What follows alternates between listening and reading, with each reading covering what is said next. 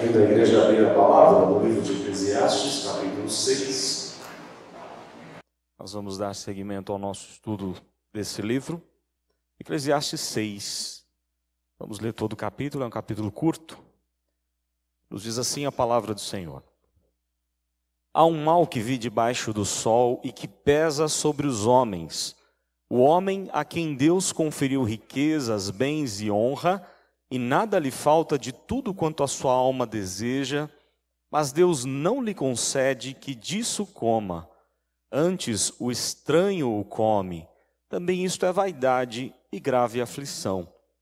Se alguém gerar 100 filhos e viver muitos anos, até avançada idade, e se a sua alma não se fartar do bem, e além disso não tiver sepultura, digo que um aborto é mais feliz do que ele. Pois debalde vem o aborto, e em trevas se vai, e de trevas se cobre o seu nome. Não viu o sol, nada conhece, todavia tem mais descanso do que o outro. Ainda que aquele vivesse 2 vezes 1000 anos, mas não gozasse o bem. Porventura, não vão todos para o mesmo lugar? Todo o trabalho do homem é para a sua boca, e contudo nunca se satisfaz o seu apetite. Pois que vantagem tem o sábio sobre o tolo, ou o pobre que sabe andar perante os vivos? Melhor é a vista dos olhos do que o andar ocioso da cobiça. Também isto é vaidade e correr atrás do vento.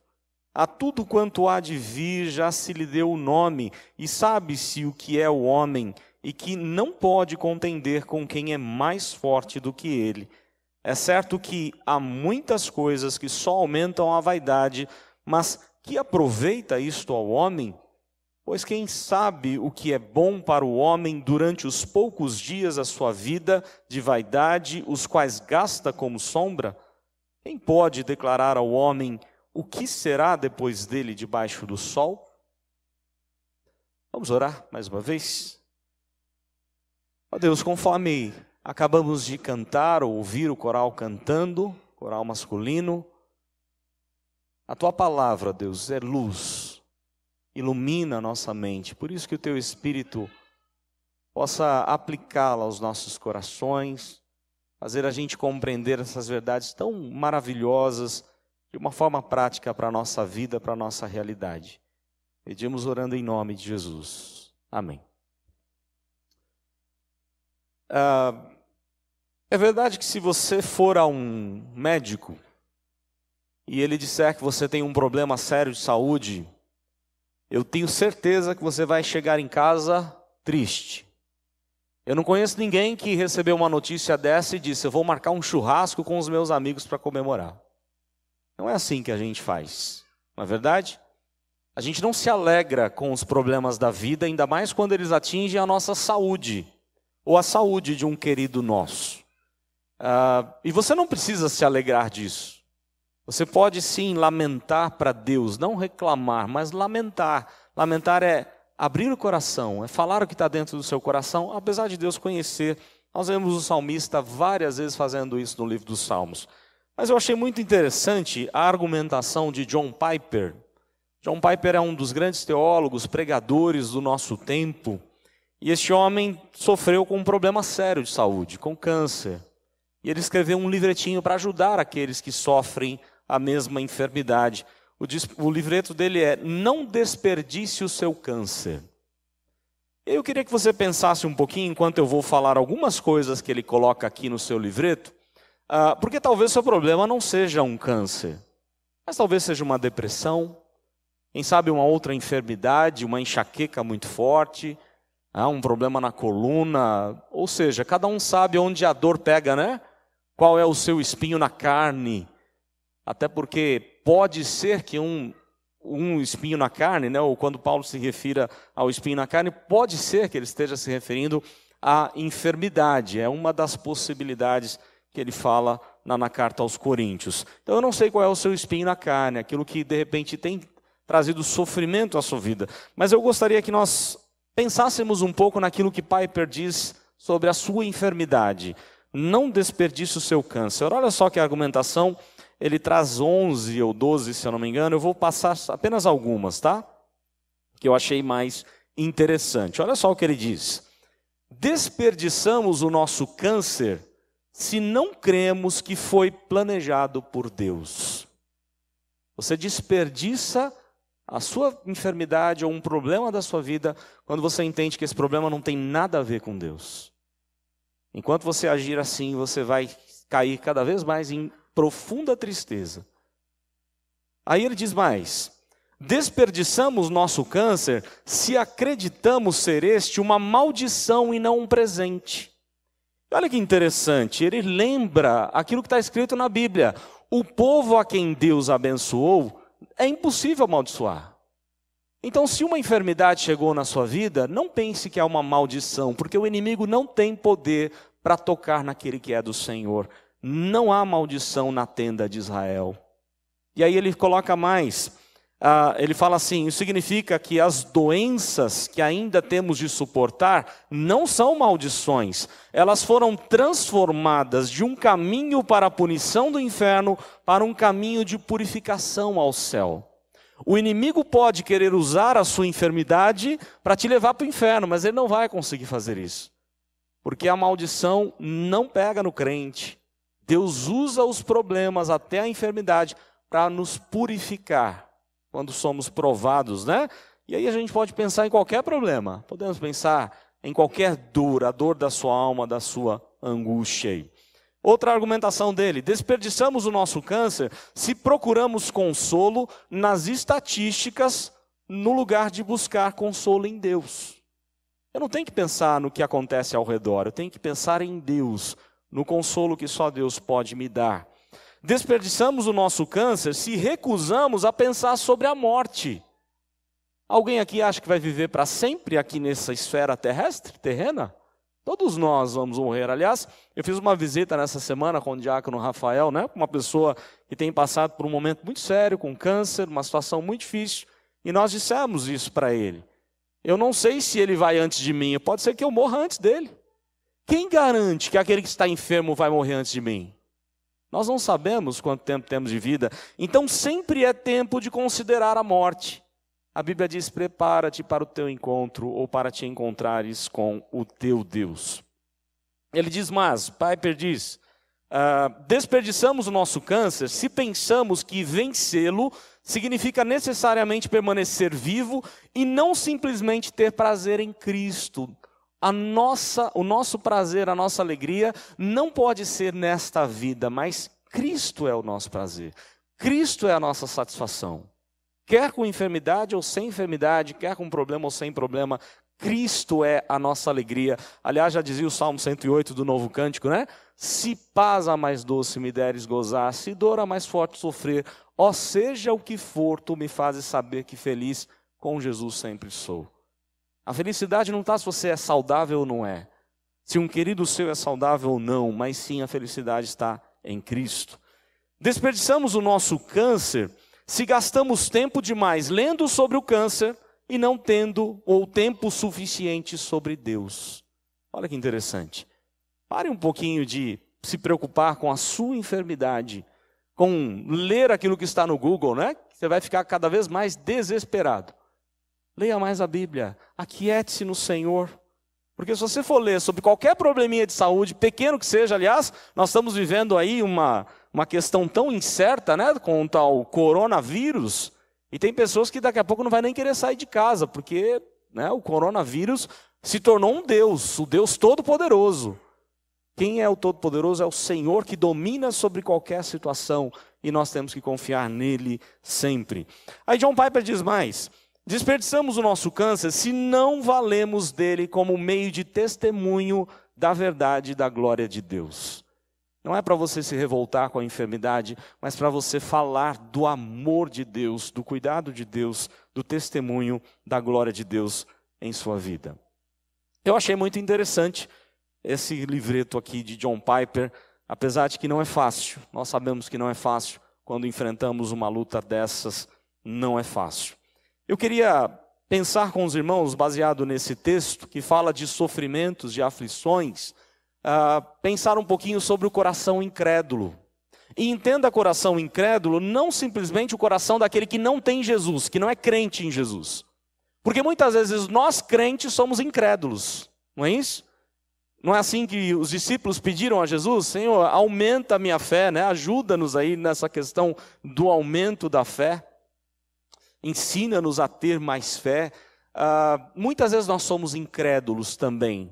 Não deixamos de ser crentes em Jesus, mas muitas vezes desconfiamos do amor, do poder de Deus, da graça, do plano dele para a nossa vida, da providência dele que governa cada detalhe da nossa vida.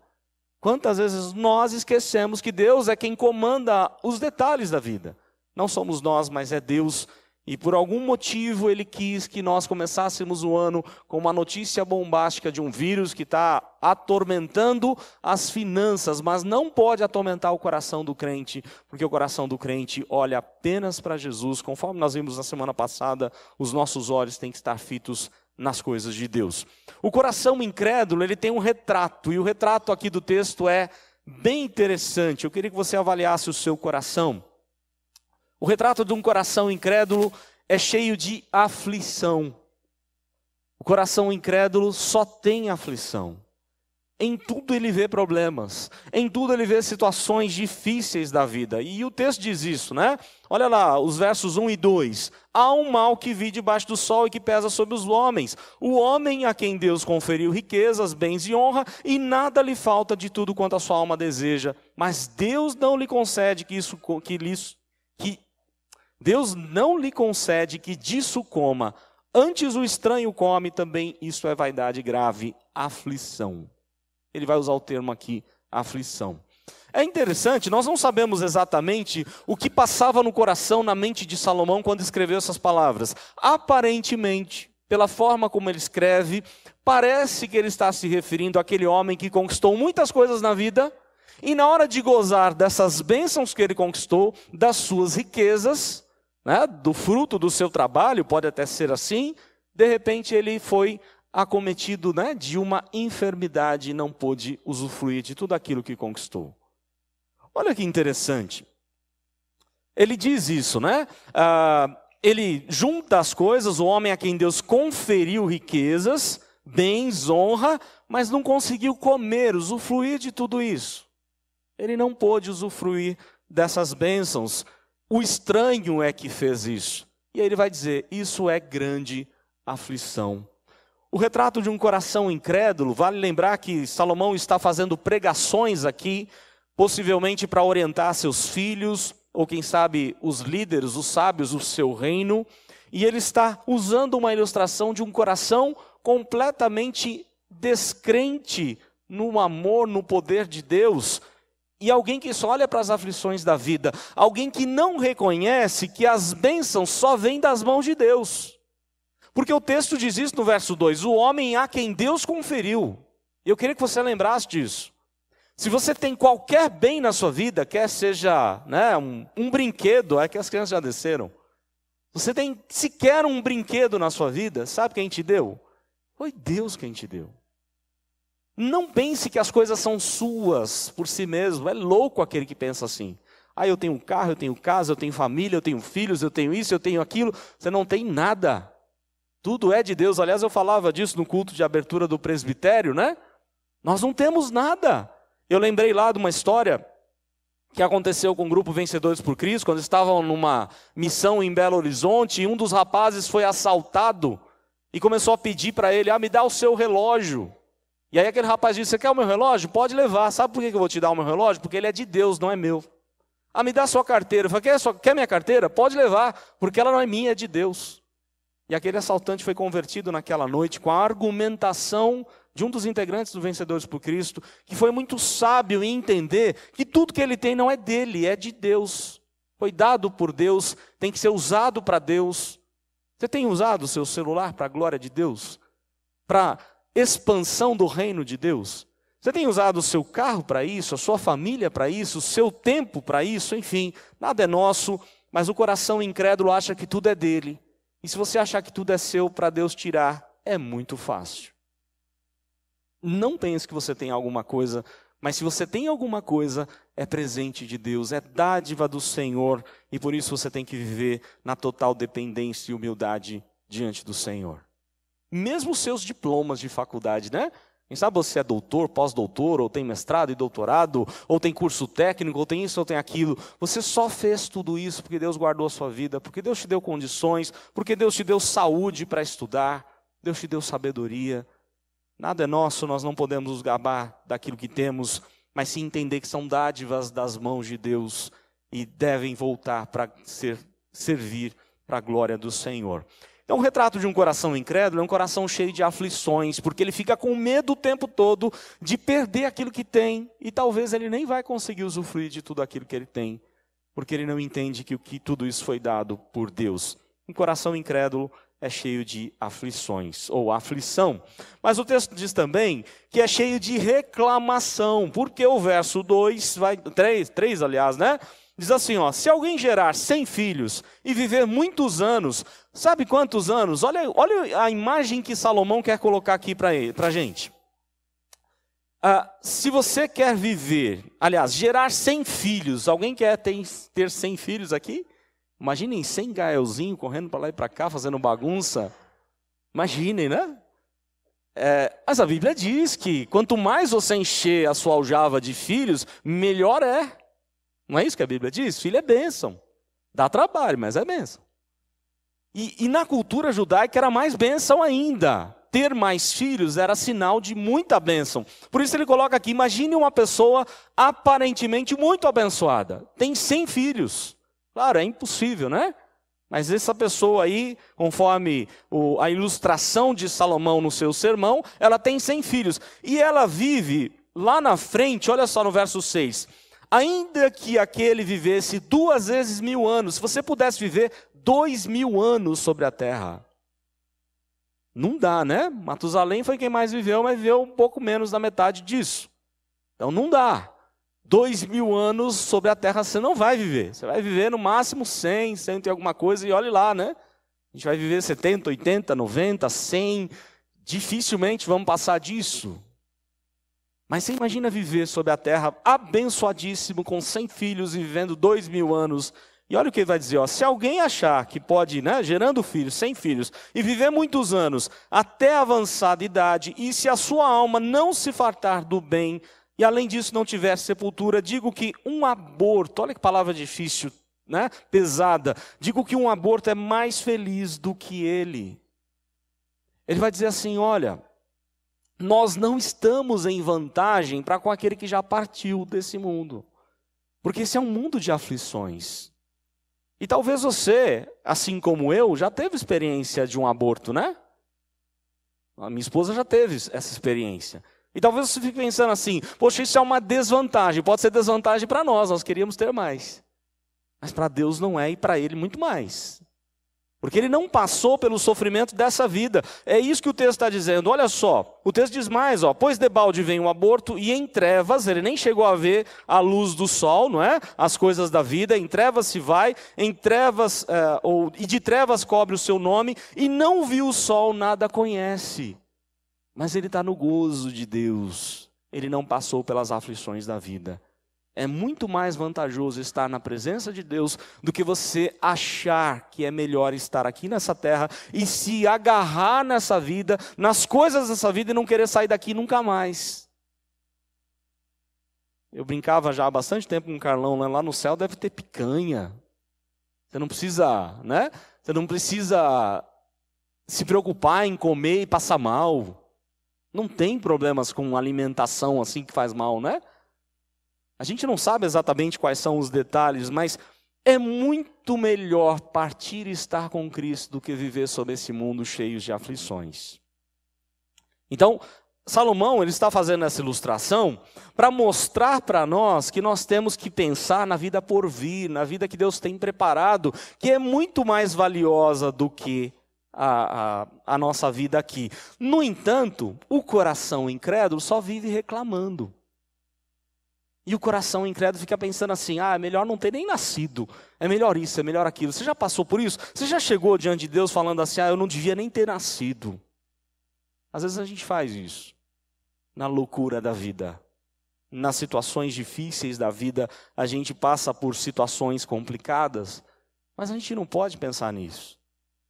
Porque a vida, apesar das aflições, ela tem tantas coisas boas que Deus tem para nos dar, mas o coração incrédulo só vê problemas o tempo todo. E aí o texto vai falar, né? Verso 6, ainda que vivesse 2 vezes 1000 anos, mas não gozasse o bem, porventura não vão todos para o mesmo lugar? Vai chegar uma hora que nós estaremos todos juntos. Na hora de Deus, no tempo certo, Deus vai vir buscar a sua igreja, e nós estaremos todos juntos, numa ceia gloriosa, né? Maravilhosa, que hoje nós podemos experimentar apenas uma ilustração dela no dia da Santa Ceia, conforme reservamos aqui. Então o retrato de um coração incrédulo é um coração cheio de aflição, cheio de reclamação, tudo ele reclama, por que eu nasci, por que isso, por que aquilo, né? Quando na verdade nós não deveríamos entender assim a vida, mas entender que as provações, até as enfermidades, têm lá os seus propósitos para a glória do nome de Deus. O retrato de um coração incrédulo é também um coração insatisfeito ou insatisfação, né? Cheio de insatisfação. Olha o que diz o verso 7. Todo o trabalho do homem é para a sua boca, e contudo nunca se satisfaz o seu apetite. Você já reparou como que você é insatisfeito? Quantos aqui almoçaram hoje? Eu tenho certeza que você está com fome, vai querer comer alguma coisa antes de dormir. Alguns não têm costume de jantar, né? Mas pelo menos comer alguma coisa, tomar um leite, um café, um chazinho, você vai fazer. Sabe por quê? Porque o nosso apetite é sempre assim. Nós somos assim, insatisfeitos. Nada satisfaz a nossa vida, o nosso coração. E aí a ilustração que ele usa é bem essa, né? Olha só, o trabalho do homem é para a sua boca, e contudo nunca se satisfaz o seu apetite. Claro, a referência dele aqui não é simplesmente a questão da alimentação. Mas quanto mais a gente tem alguma coisa, mais a gente quer, e a gente vive nesse ciclo vicioso de insatisfação, e a gente nunca encontra a tranquilidade, o descanso que só Deus pode aquietar o nosso coração. E aí ele vai dizer, pois que vantagem tem o sábio sobre o tolo, o pobre que sabe andar perante os vivos? Primeira ilustração dele era o rico, que era tolo, tanto quanto o pobre, que é tolo, porque não está vivendo em fé, né? No temor de Deus. Eu não sei se os irmãos vão lembrar, mas lá nos primeiros estudos desse livro, nós falamos assim, que parece um livro onde Salomão está deprimido. Ele não está deprimido. Ele está dizendo que ele experimentou isso daqui quando não viveu no temor do Senhor. De tudo que você tem ouvido, assuma tema a Deus e guarda os seus mandamentos, é o que ele vai falar lá no final do livro, a gente vai chegar lá, já falamos disso no começo. Então o nosso coração, ele é assim, totalmente insatisfeito. E aí ele vai falar assim, verso 9, melhor é a vista dos olhos do que o andar ocioso da cobiça. Viver cobiçando as coisas é melhor, muito melhor à vista dos olhos do que andar cheio de cobiça no coração. Também isso é vaidade, correr atrás do vento. Sabe quem pode te dar a plena alegria? É somente Cristo Jesus. Interessante, eu estava lendo um comentarista do livro de Eclesiastes,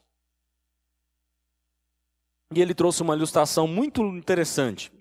Quando o Vesúvio, o vulcão Vesúvio, entrou em erupção, e as larvas desceram para o vulcão, atingiram cidades, né? A cidade de Pompeia foi atingida, e as pessoas ficaram ali, né, petrificadas.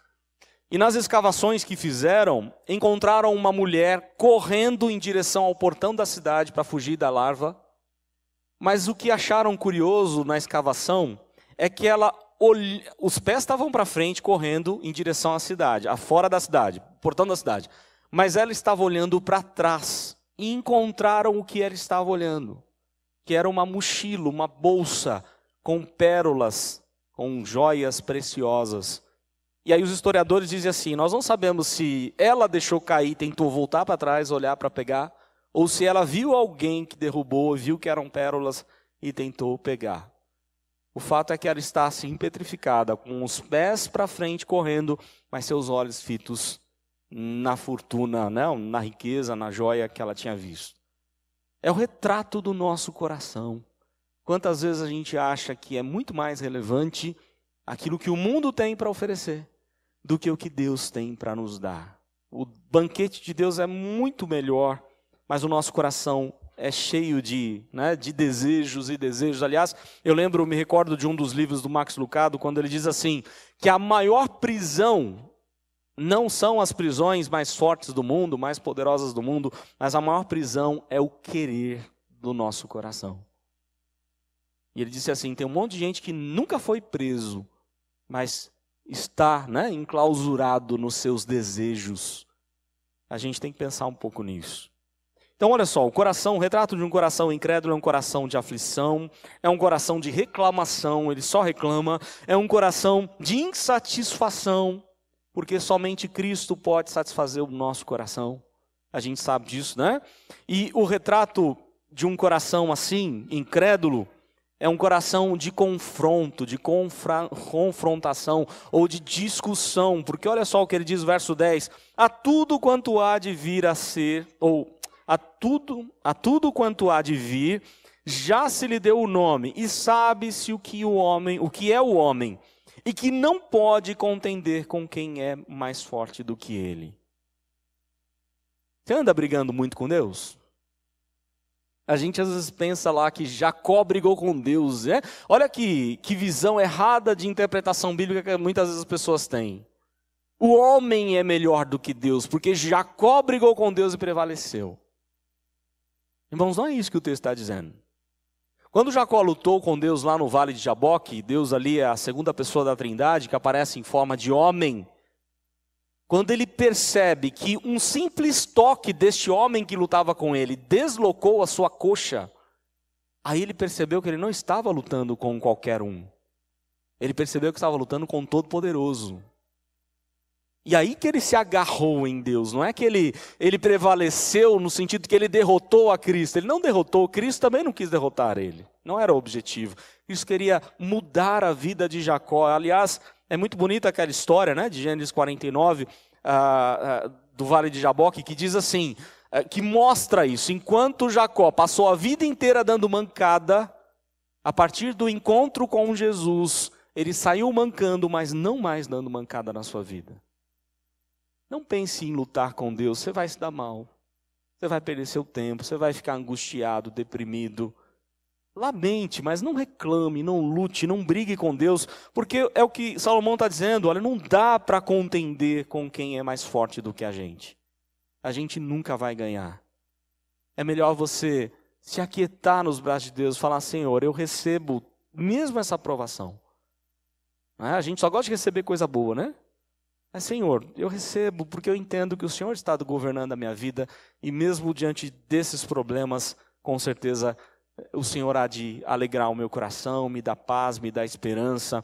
Essa é a mesma mensagem que Paulo traz lá em Romanos 9, quando ele vai falar da misericórdia de Deus, de que Deus tem misericórdia de quem Ele é. Ele diz assim, é louco o homem que tenta contender com Deus, que tenta lutar, brigar com Deus. Loucura. Só o tolo faz isso, não faça isso. Você vai se dar mal. Então, um coração cheio de discussão, qualquer coisa discute, né? Eu falei hoje pela manhã e repito aqui. A minha natureza, né? Meu velho homem, dos problemas que eu tenho, falei hoje na classe dos casais, é que talvez você olhe assim para mim e fale, o pastor Márcio é muito calmo. E eu brinquei com a classe, não me tire do sério. Porque a minha velha natureza é ser muito nervoso, muito briguento. E eu tenho esse problema, né? Tem que lutar com isso. E graças a quem? A mim? Não, a obra do Espírito de Deus, que trouxe um pouco mais de paz ao meu coração. Mas de vez em quando o velho homem quer tomar conta, né? Não tem jeito, ele está aqui. E a gente tem que tentar se controlar, mas sabendo que não consegue, a gente não consegue se controlar, mas sim o Espírito de Deus. Então olha só, não cultive no seu coração um coração briguento, cheio de discussões, e discutindo com o cônjuge, discutindo com os filhos. Né? Tente fazer do seu lar um lar de paz, discutindo com pessoas do seu trabalho. Não vai valer a pena. E mais ainda, não tente discutir com Deus.